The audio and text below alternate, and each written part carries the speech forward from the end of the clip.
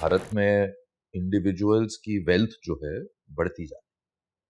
आप देखें number of millionaires, number of crorepati, ये फिगर बढ़ते जा रहा है, बढ़ते जा रहा है। तो ऑब्वियसली जो और ये सब हुआ क्योंकि एंटरप्रेन्योरशिप कल्चर आया, स्टार्टअप्स आए, कई चेंजेस आए पिछले सालों में और उससे ये वेल्थ बनी।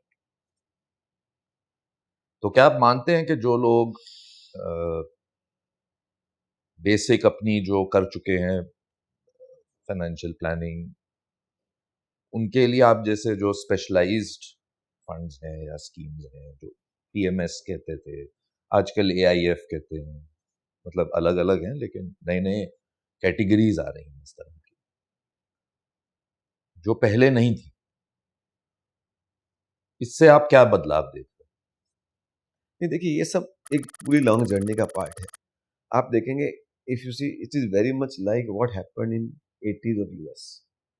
कोई भी देश में जब प्रॉस्पेरिटी आती है, यू नो, तो वो उस प्रॉस्पेरिटी में नंबर ऑफ मिलियनेयर बिलियनेयर सब बढ़ते हैं, क्योंकि एंटरप्रेन्योरशिप से ही प्रॉस्पेरिटी आती है और कोई दूसरा तरीका नहीं प्रॉस्पेरिटी आने कोई भी देश हैं? का। फ्री फ्री एनवायरनमेंट, फ्री, जैसे चाइना ने इतनी बड़ी ग्रोथ करी, पर वहाँ पे मार्केट कैप और ग्रोथ वेल्थ नहीं हुई, बिकॉज वो फ्री एनवायरनमेंट नहीं है। तो आप अगर एक डेमोक्रेटिक सेटअप में एंटरप्रेन्योरशिप को एंड कैपिटलिज्म को प्रमोट करते हैं, तो वहाँ पे वेल्थ बनती है। तो इंडिया यूएस जैसा ही है। हमारे यहाँ पे 1992 में शुरुआत हुई थी ओपनिंग अप से, फिर बाद में 2014 के बाद ये सरकार ने भी बहुत अच्छे अच्छे काम किए। तो एक अलग अलग जगह सरकार ने आके अलग अलग जगह पे अपने कैटलिस्ट बनाए हैं ग्रोथ करने के लिए। तो इंडिया बहुत लंबी जर्नी है ग्रोथ करने। तो जब जब ऐसे ट्रांसफॉर्मेशन होता है, नंबर ऑफ बिलियनर्स मिलियनर्स ऊपर जाते हैं, और जैसे जैसे प्रॉस्पेरिटी बढ़ती है, उनकी वेल्थ रिलेटेड नीड्स चेंज होती जाती हम्म। है, रिस्क एपेटाइट बढ़ती जाती है।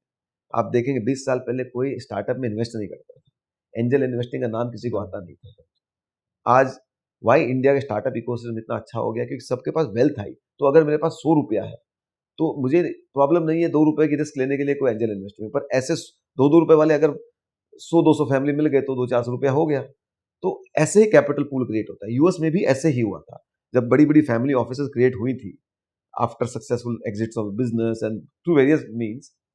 तो इंडिया में भी आज वही हो रहा है।